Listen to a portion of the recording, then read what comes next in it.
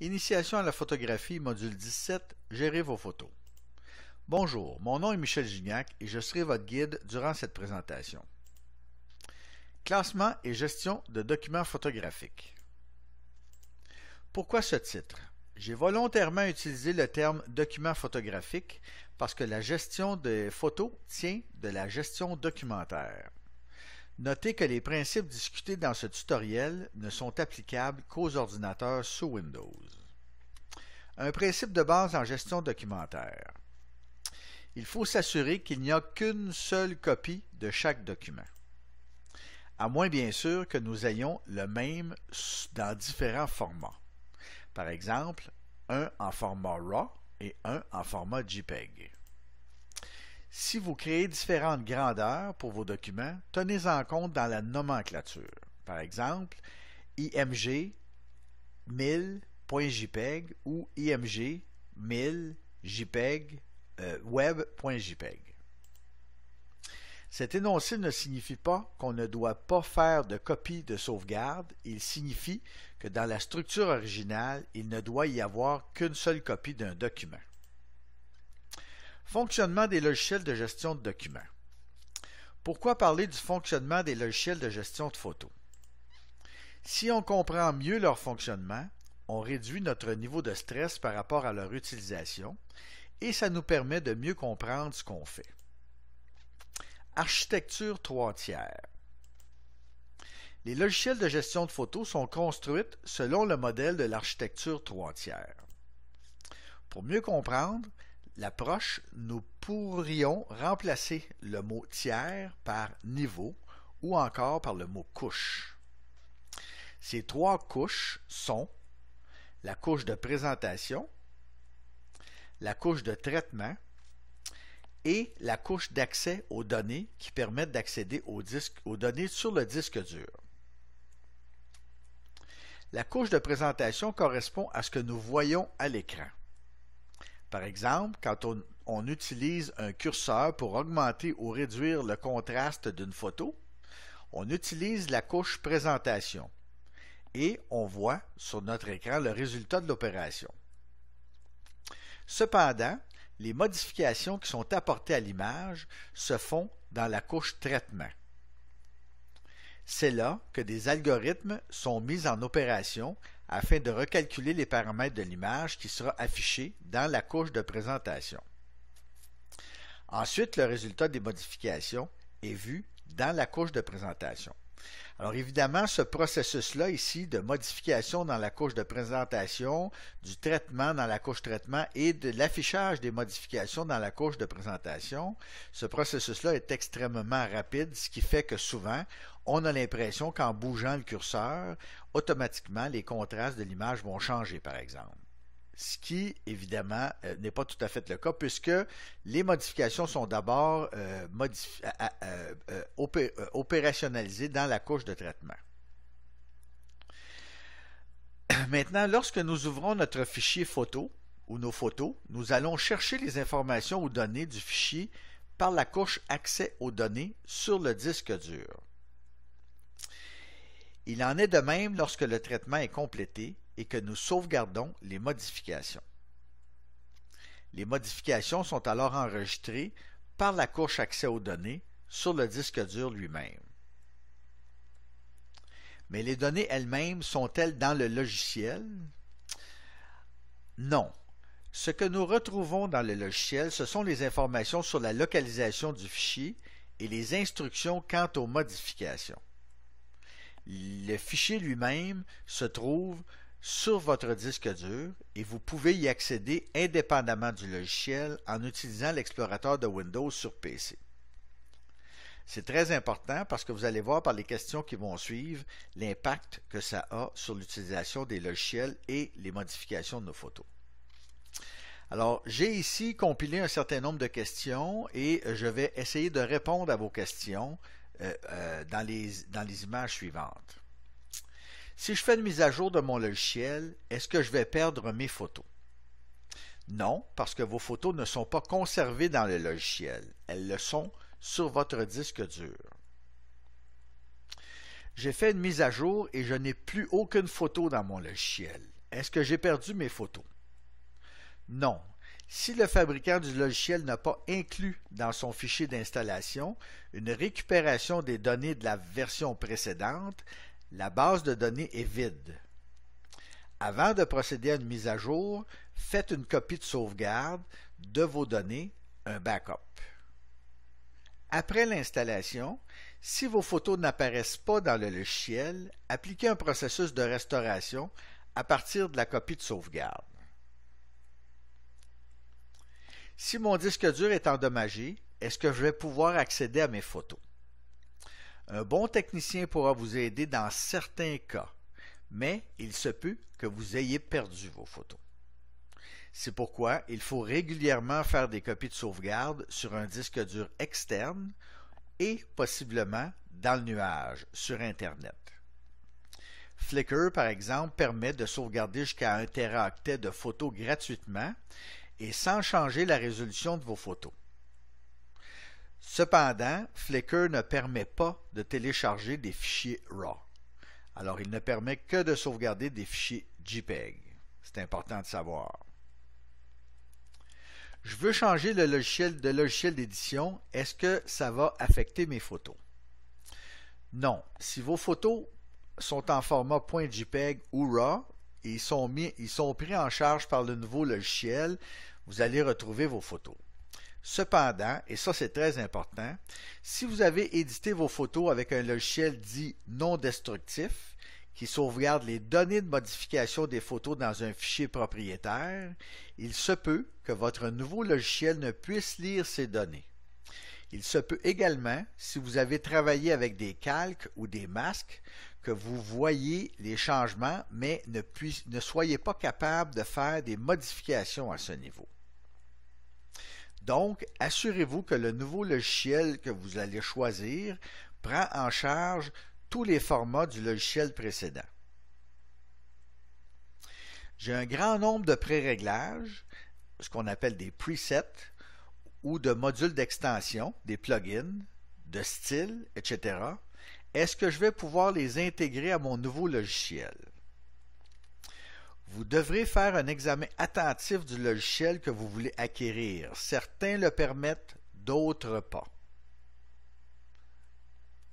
En résumé, lors d'un changement de logiciel, assurez-vous que votre nouveau logiciel lit tous les formats de votre logiciel précédent ou actuel, lit et permet d'éditer les modifications faites avec votre logiciel précédent, et accepte vos pré-réglages, modules d'extension, vos styles, etc.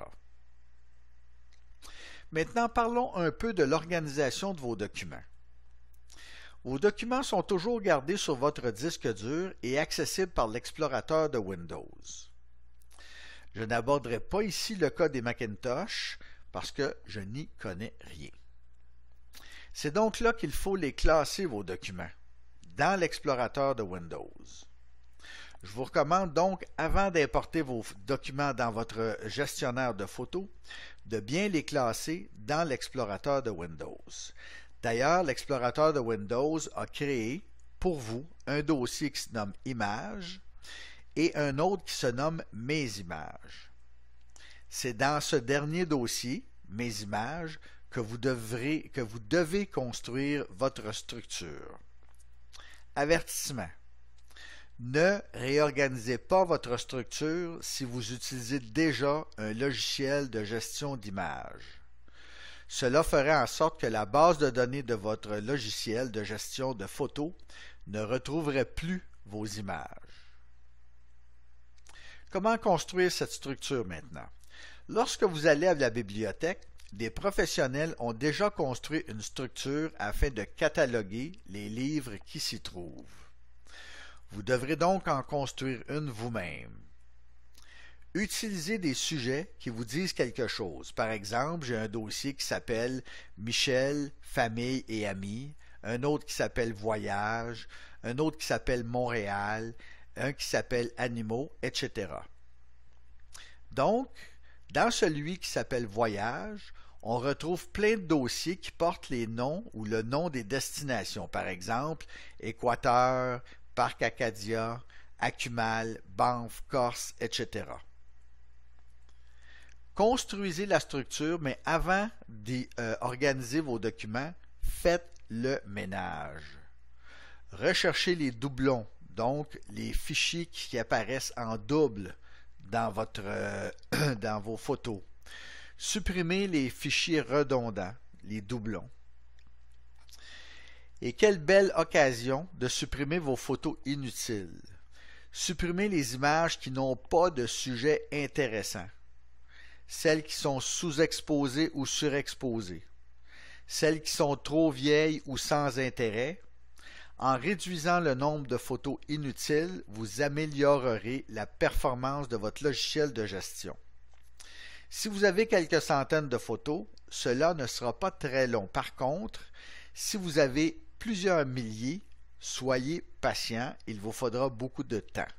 La dernière fois que je me suis livré à l'opération avec une vingtaine de mille images, il m'a fallu plusieurs jours de travail pour y arriver. Quel logiciel de gestion d'images choisir maintenant? Il en existe plusieurs. Capture One, Lightroom, ACDC, DxO, PhotoSuite, etc. Peu importe celui que vous choisirez, vous pourrez importer votre structure dans le logiciel. Je ne recommande pas de procéder à l'inverse, c'est-à-dire d'utiliser votre logiciel pour importer vos photos sur l'ordinateur. Pourquoi? Parce que vous devenez alors dépendant du logiciel et si, comme moi, vous en utilisez plusieurs, il est préférable de connecter tous les logiciels sur votre structure. Ainsi, lorsque vous faites une modification à un fichier, cette modification sera automatiquement prise en charge par les autres logiciels. Pourquoi ne pas importer les photos avec le logiciel? Certains logiciels ont la mauvaise habitude de créer des dossiers par date d'importation. Quelle photo se trouve dans votre dossier du 2015-09-14 par exemple? Ce système de classification est sans doute le pire à utiliser parce qu'effectivement, je n'ai aucune espèce d'idée des photos qui sont dans le dossier 2015-09-14. La plupart des logiciels vous permettent d'ajouter des dossiers ou des fichiers, d'obtenir des photos à partir de dossiers. Certains permettent l'importation d'un catalogue qui provient d'un autre logiciel. Par exemple, Capture One permet à ceux qui le souhaitent d'importer un catalogue Lightroom ou Media Pro pour ceux qui voudraient migrer leurs données vers Capture One. Objectif, reproduire une structure identique. Alors on voit ici, je vous ai donné quelques exemples. On voit ici que dans l'explorateur de Windows, j'ai une structure qui commence dans ce cas-là par le dossier voyage qui contient toute une série de dossiers qui sont en fait des destinations voyage. Si je regarde dans Picasa, parce qu'à une certaine époque j'utilisais Picasa, on voit que dans Picasa, j'ai une réplique exacte de la même structure que j'ai dans l'explorateur de Windows. Maintenant, j'utilise fréquemment Capture One et on voit que dans Capture One, j'ai aussi la même structure que dans l'explorateur de Windows. Pourquoi?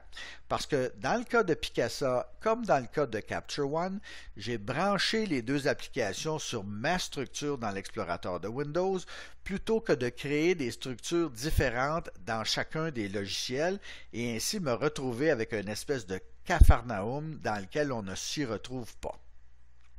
En plus de ça, si un jour, pour une raison ou pour une autre, je décide de changer de logiciel de gestion, je pourrai toujours retourner à l'explorateur de Windows et rebrancher ce nouveau logiciel sur ma structure déjà existante. Donc, je saurai toujours où se trouvent mes photos. Un autre exemple ici, encore là, on voit que dans un des voyages en Europe 2014, il y a eu 4 visites, Chamonix, Florence, Nice et Paris. Dans Picasa, on retrouve toujours mes 4 visites, de même que dans Capture One. Alors, vous voyez, il est possible, comme cela, de créer notre propre structure et d'importer cette structure-là dans notre logiciel de gestion d'images. Maintenant, les types de logiciels. Il existe sur le marché littéralement des centaines de logiciels d'édition d'images. Je les classe en 2 catégories. Les logiciels de gestion d'images qui permettent la gestion de la bibliothèque ou la librairie ou la collection ou le catalogue, vous appelez ça comme vous voulez, et qui permettent de modifier vos photos. Et il y a les logiciels qui permettent de modifier seulement vos photos. La première catégorie ne permet pas, en général, d'aller aussi loin que dans la deuxième catégorie en ce qui concerne la modification des photos. Par exemple, si vous utilisez Lightroom, vous pouvez très bien faire une série de modifications, mais pour des modifications plus sophistiquées, vous devrez probablement aller dans Photoshop ou un autre logiciel semblable. La deuxième catégorie, en général, ne permet pas la gestion de la bibliothèque. Je dis bien en général parce qu'il y a des logiciels qui font les deux. Ils gèrent à la fois la bibliothèque et à la fois des modifications à un niveau relativement avancé. Cependant, ils ne vont pas aussi loin, en général toujours, que si vous utilisez deux logiciels différents, un pour gérer la bibliothèque et un pour gérer la modification des photos. Classer et indexer les photos. Il y a deux concepts qu'il ne faut pas confondre quand on gère des documents. Le premier, c'est de classer les documents et le deuxième, c'est d'indexer les documents.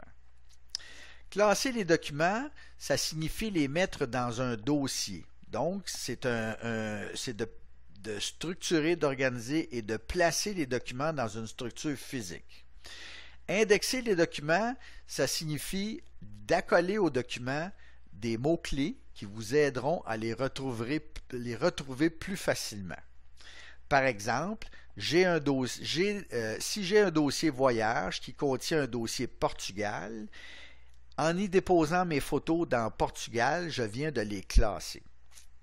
Si pour une photo spécifique du dossier Portugal, j'ai une photo du funiculaire de Bica, comme on voit ici à droite, qui, lui, se trouve à Lisbonne, je pourrais donner comme mot-clé Lisbonne, funiculaire et Bica. Comme ça, dans mon logiciel de gestion photographique, si je tape Lisbonne, j'apercevrai dans la série de photos qui ont été faites à Lisbonne le funiculaire de Bica. Si je tape funiculaire, je trouverai les photos que j'ai faites dans différents funiculaires, puisqu'à Lisbonne, il y en a plusieurs.